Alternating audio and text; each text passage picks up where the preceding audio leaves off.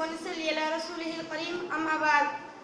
क़ाल तबारक व तआला फ़ी क़ौलिल्लाहिल मजीद वल फ़ुरक़ानिल हमीद क़ुल इन्नी कुन्तुम तुहिब्बुनल्लाह फ़त्तबिऊनी युहब्बिकुमुल्लाह। वह आए दुनिया में पाक मुकर्रम बनकर, वह आए दुनिया में पाक मुकर्रम बनकर, कोई आया न मगर रहमत आलम बनकर। इज़्ज़त माफ़ मोहतरम सदर मुदर्रिस साहब, असातिज़ा इकराम और मेरे प्यारे साथियों, अस्सलामु अलैकुम व रहमतुल्लाहि व बरकातुहू। मेरी तकरीर का उन्वान है आप सल्लल्लाहु अलैहि वसल्लम की सीरत। मोहतरम सामियात, अगली पिछली तमाम उम्मतों में उम्मत मुहम्मदिया इस बारे में इम्तियाज़ी हैसियत रखती है कि उसके मुत्तबा तरीके से उसके रसूल सल्लल्लाहु अलैहि वसल्लम की सीरत व किरदार मौजूद है। हुज़ूर सल्लल्लाहु अलैहि वसल्लम की 23 साल नबुव्वत की एक एक बात महफूज है।